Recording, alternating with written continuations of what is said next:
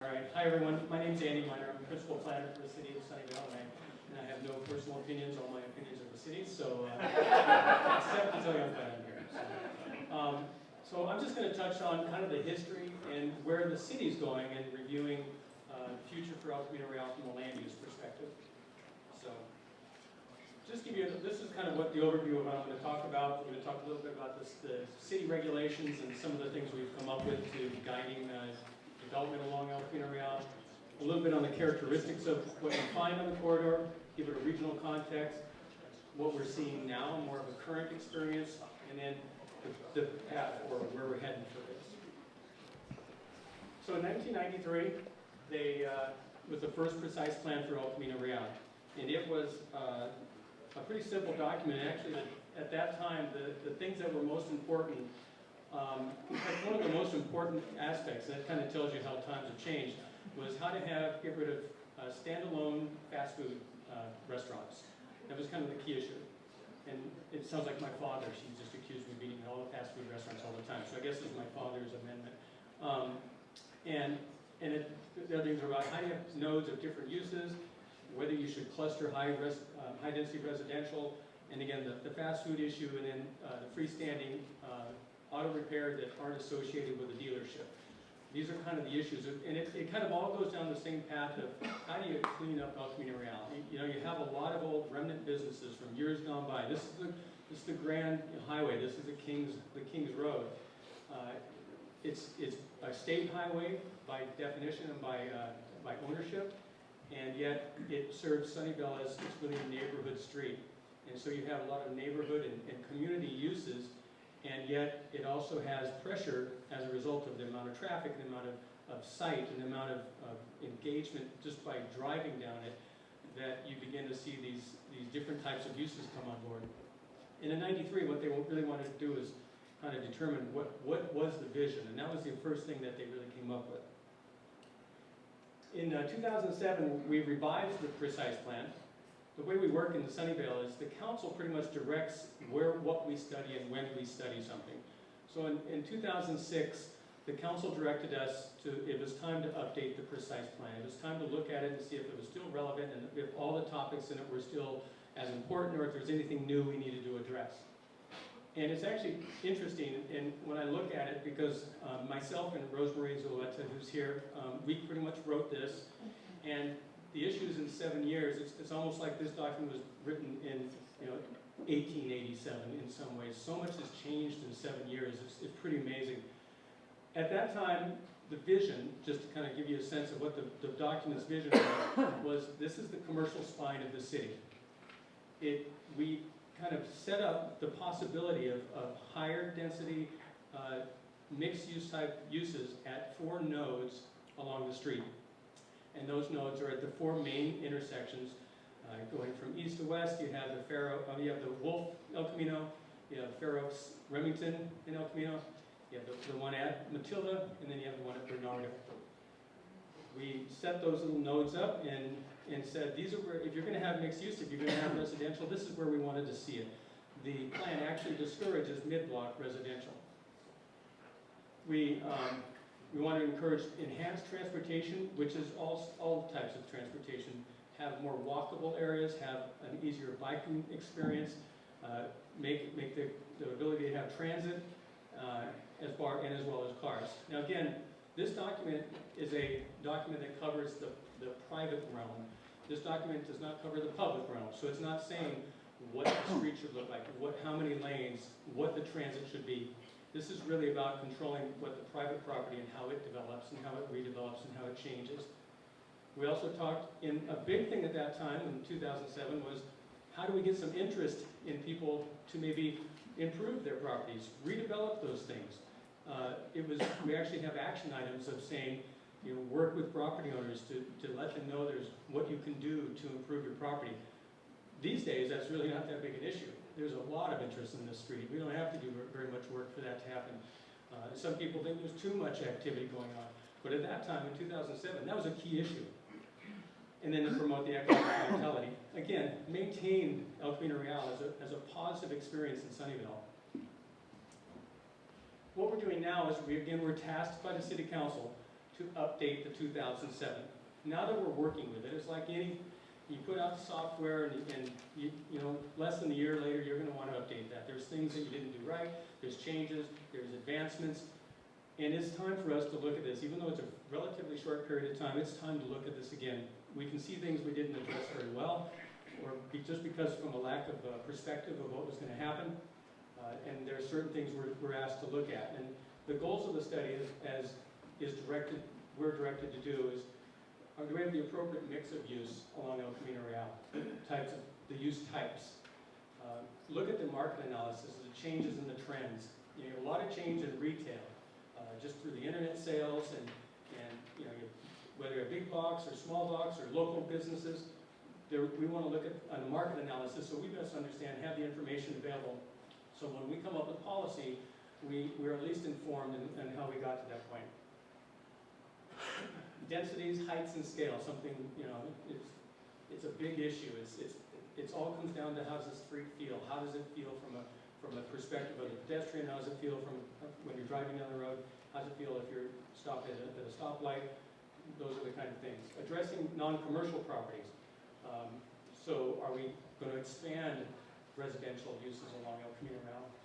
And ensuring that the document really addresses the current needs. You know, try to be as forward thinking as we can. Is this really a document that's vibrant and alive?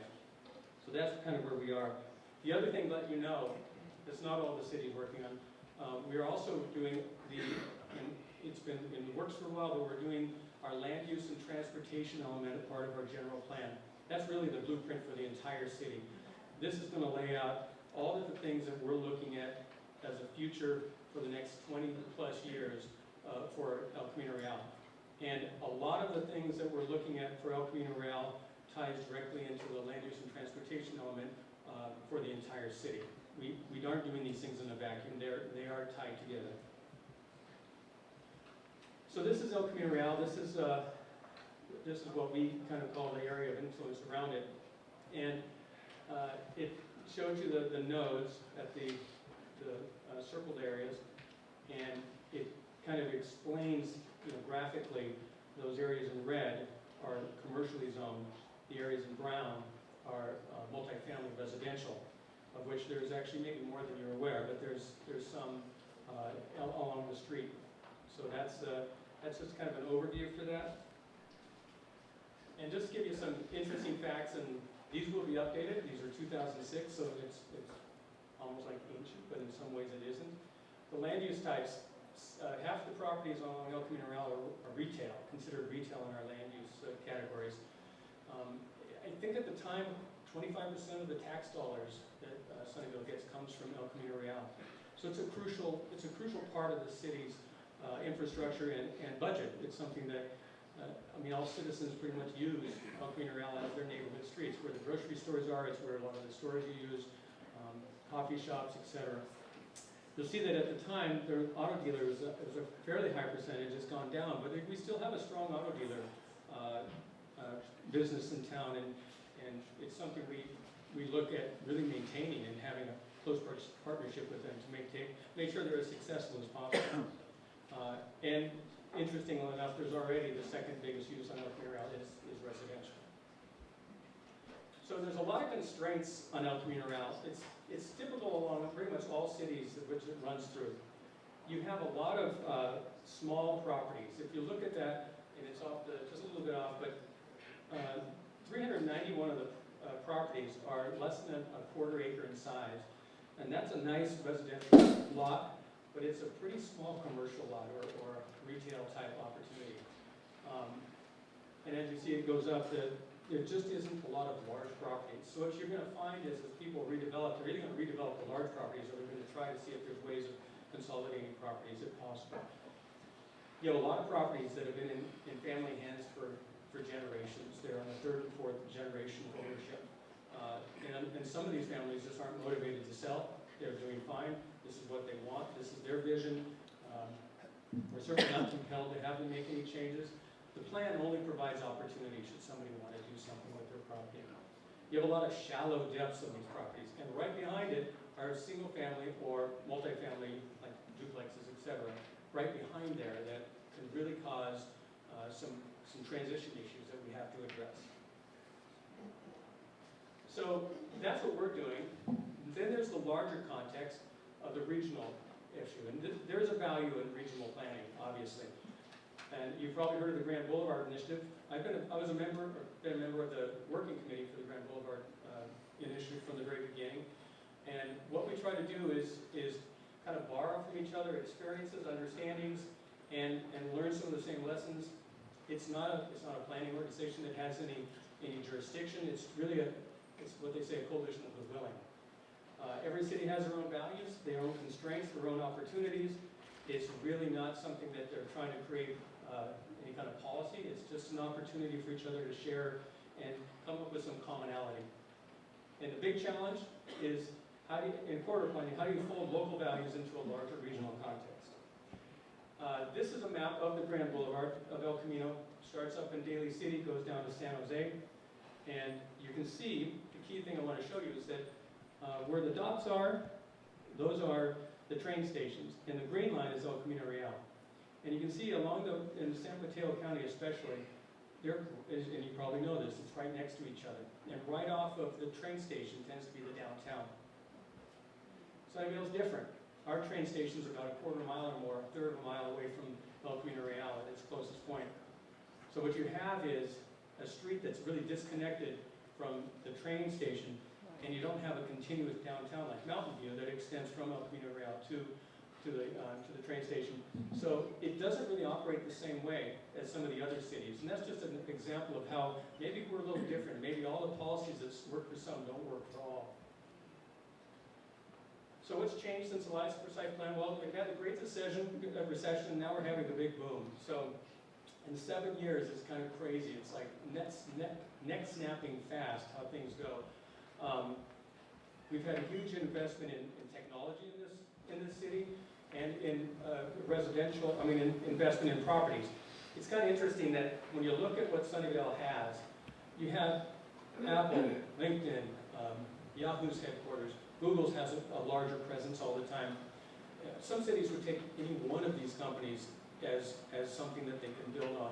We have a tremendous amount of resources and assets in the city that can help come through as service improvements. So we're lucky in a lot of ways, but with that luck comes some frustrations and some challenges. There's a lot of regional growth, and things go in cycles. What's big right now may not be big in 2 to 3 years. Huge investment in residential, and mixed use is getting to be more and more popular. So where do we go from here? So we will be answering, or trying to answer, at least coming up with policy of what is it that the citizens and the community and the city council wants to see El Camino be. Is it a retail corridor? Is it a residential corridor? Is it a job center? Is it a mixture of all those? How will transit change over that time? Again, our plan isn't expected to talk about transit. We're really talking about the private properties, but it's a discussion that has to occur. How do we address housing affordability? You have this increasing gap. How do you address that? What can we do as part of our plan? How do we handle that additional traffic? And how do we create that next vision for the future? So we got an MTC grant to pay for this update. We're expecting to really start work in 2015, maybe at the end of this year. And we do really want your input. Today, I don't have a lot more information than I've given you because we haven't yet really hit the starting gun, but it's important. The webpage, or the email address you see there, is not active right now. But remember that, and that's how early we are in this process. But I thought it's important that even if it doesn't work, we'll make sure it links to the right one. But we want your input. We want you to be a part of this process. It's really important. All sides and all voices need to be heard. It's a big part of everything we do. We want you to stay involved. So there's Rosemary. She's first. Probably want to contact her first. No, either one of us are good. Contact us if you have any questions. I do have my business cards here. You can contact us through the city. And there's our webpage, and we'll see how that goes and how that works. That's it. Thank you. There's a French philosopher by the name of Henri Lefebvre, and he has a theory, or he had a theory, that space does not just exist.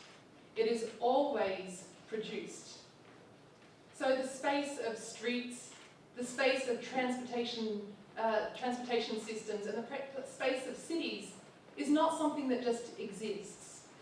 It's produced by planning processes and institutions, by ideas and values, and by people like you and me, who are trying to respond to perceived problems. So the space that we're talking about today is El Camino Real. And this is the interaction part of the presentation. But if we think about El Camino Real, what are some of the problems that I noticed that some people put some things up on the board, but how would you characterize the problems facing El Camino Real? Traffic, okay, that seems to be popular. Anything else? Yes? Light synchronization. Okay, so the synchronization, yeah? It looks to me like there wasn't any planning Okay, chaos. over the whole of the time that it's been in existence. Okay, yep, Loud and dangerous if you're not in a car. okay, so noise and safety issues, yep. That's exactly what I was going to say, but I'll also add bicycles. Okay, bicycle safety in particular. Yes. Lots of places where you can't walk across it. Okay, lack of walkability. It's not long distance between crosswalks. There you go. Okay. I mean, it's car oriented, so the distances between the places you want to go are too far to walk, Mhm. and sometimes too far to ride a bike, Okay, too dangerous. okay, that's a good sample. So today we have a wide range of people here with a wide range of ideas and backgrounds, and I would like to introduce you to some of the basics of transportation planning processes. I don't know what everyone's background is, but helping to understand what helped to produce the space of El Camino Real. And after this, I'd like to talk about the concept of bus rapid transit, and I'll briefly run through what the VTA is proposing, just to kind of spark that it's not my plan, but I wanted to kind of highlight what they're proposing to help, provide a baseline for later conversation. And how we can all participate in the planning process with all of our diverse perspectives. So first I wanted to frame the conversation in understanding how transportation systems are normally planned. Transportation planning is a field or a profession that emerged in about the 1900s in response to the perceived problem of congestion. Congestion is an issue that has always emerged when a place is successful in attracting people who are leaving another place. So whether it's Manchester in the 1800s or Silicon Valley in 2014, congestion is not necessarily a problem per se. It could be a symptom of our success. But the way that we've dealt with it in terms of transportation historically in the West is the same way that we deal with sewage. And there's a reason for this historically, because in the 1850s in London there was a cholera outbreak, and they, for the first time at that stage, you went to the bathroom, you dealt with yourself, you took it out the back, a truck came along and took it away. In the 1850s they had this cholera outbreak because of those sorts of practices, and as a result they realised we need to plan this place as a city. Rather than each individual person figuring out their own business, we need to figure out the topography so that we can distribute water to each house, they can have indoor plumbing, and then we can send it downhill all the way to the sewage treatment plant. But we don't even know what the topography is. So the sanitation engineers were the first ones to look at the city as a city, rather than just individual, people putting up their little developments.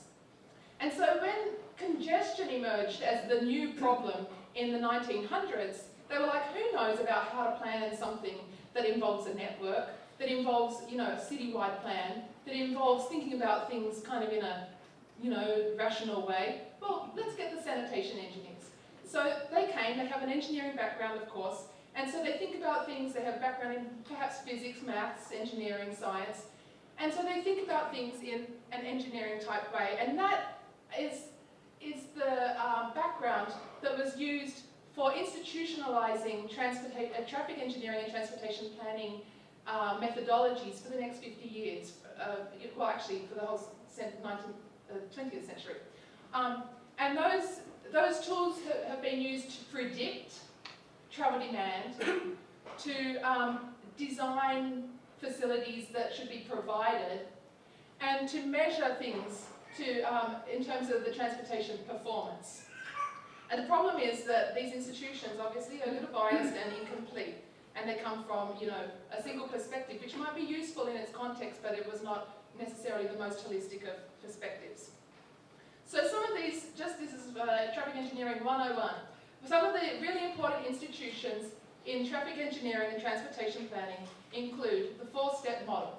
And so here we have a group of people with this physics, maths, engineering background. They understand about gravity. So gravity, the idea of gravity is you have like a big mass, the sun. You have a little mass, that's the planet. And then there's a space between them. And the amount of gravity, the reason why I'm standing here right now is because, if I was a planet, the reason why I'd be spinning around the sun is because of the mass of the sun, the mass of the planet, and the distance between them. That's basically a gravity model. So the sanitation engineers, the transportation engineers are thinking, okay, we can figure out, if we can figure out gravity, we can figure out travel demand. It's just the same. So the amount of travel demand is related to the amount of, the trip attractors, that's like, your CBD with lots of jobs, that's the sun. And then the amount of, people that you've got living, that's your little communities, they're like the planets. And the space between them, so that's like the travel time to get from one to the other. That's how we figure out travel demand. So this seemed like a really good idea for a long time. These are the graphics. You get the general idea. Hopefully that made sense in the verbal part. So what is the problem with this methodology? The problem is that it becomes a self-fulfilling prophecy. And so here we have, this is a standard, the economic supply curve. So in any case, if you think about this in terms of going from A to B, for example, on the freeway. If there's nobody else on the freeway, then you're down the bottom here. It doesn't take very long, and time is money, so it's low cost. If there's a ton of people on the freeway, it's NASA's open day, everybody is everywhere, then you've got a lot of flow, and it's going to take a really long time to get anywhere. And so that's up the end where it says S, but the S is for the whole supply curve. So when we predict that we're going to be approaching that S, we might have an idea that we need to, the temptation is to try and fix the problem. And the way that you fix the problem in this theory is to provide more capacity. So you might want to widen the freeway. You could build a second deck on the bridge. You could meter the ramps or things like that. And when we do that, what happens is that the travel time goes down. Success! But since it's less costly, doesn't take as long to get from point A to B, some of us think, I could actually go to that show and it's not going to take too long. So how about I do it? Or, doing things that you might not otherwise do. Maybe I'll go to work during peak hour rather than before peak like I've been doing.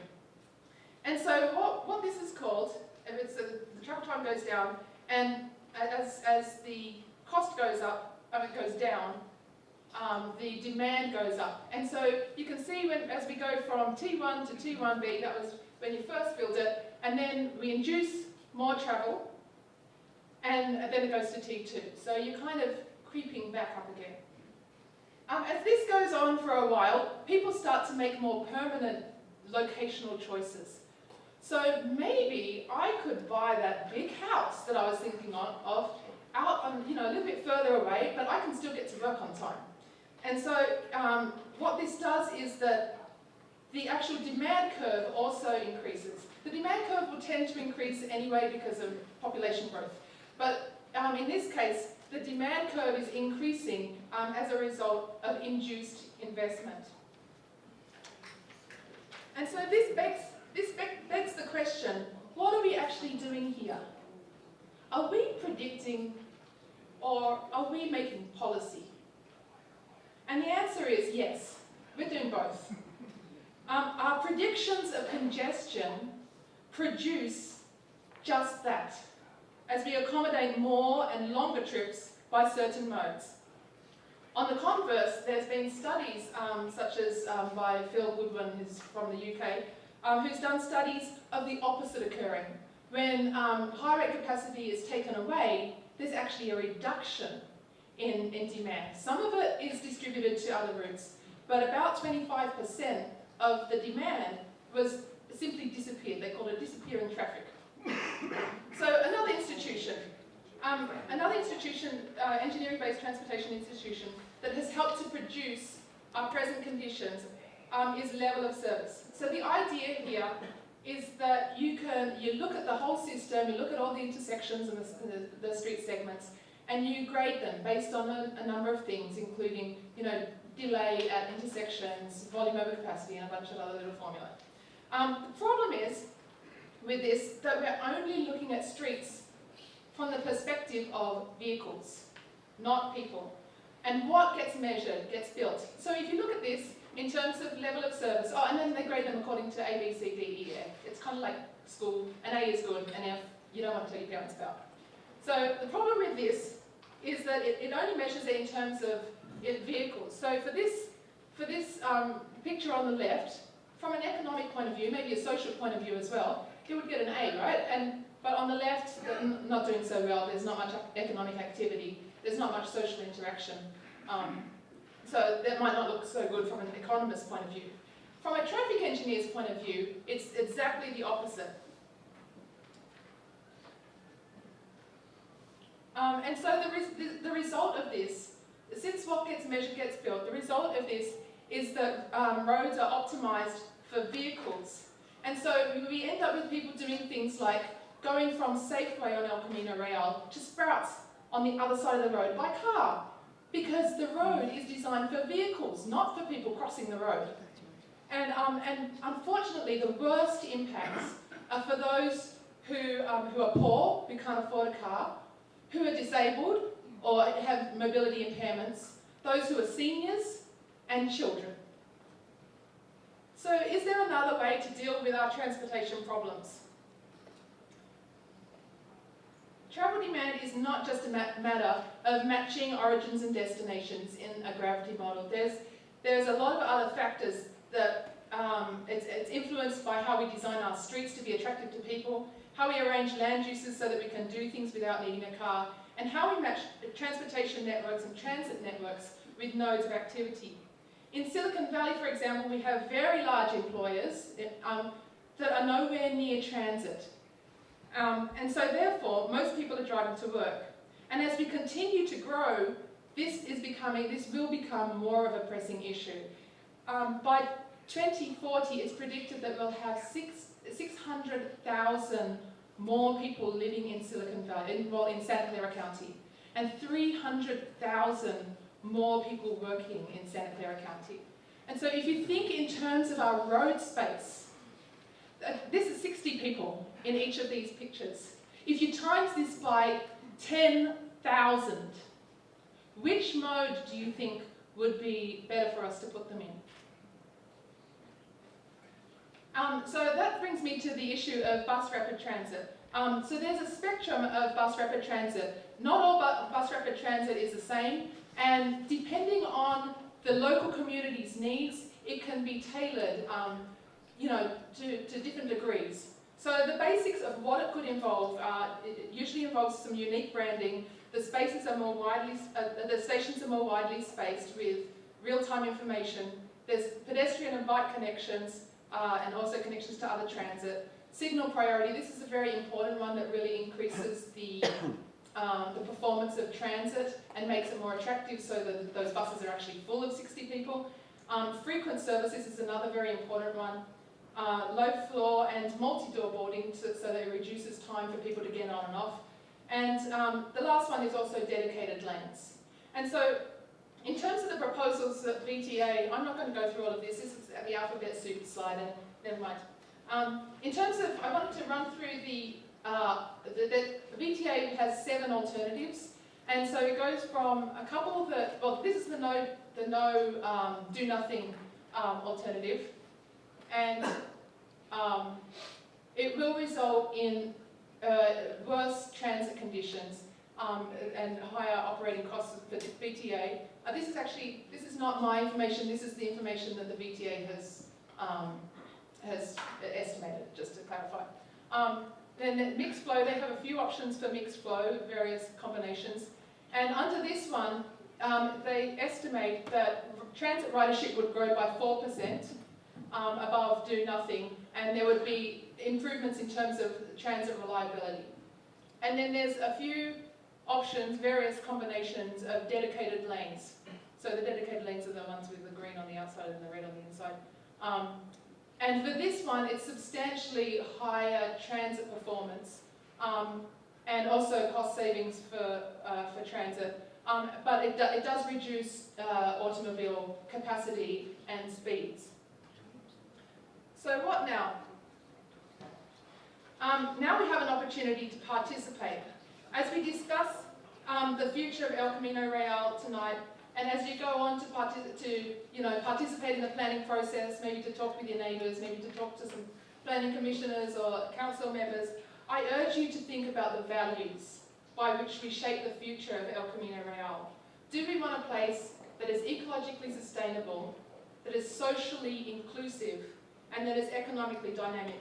This sort of place doesn't just happen, it doesn't just exist. We all have to produce it. Thank you.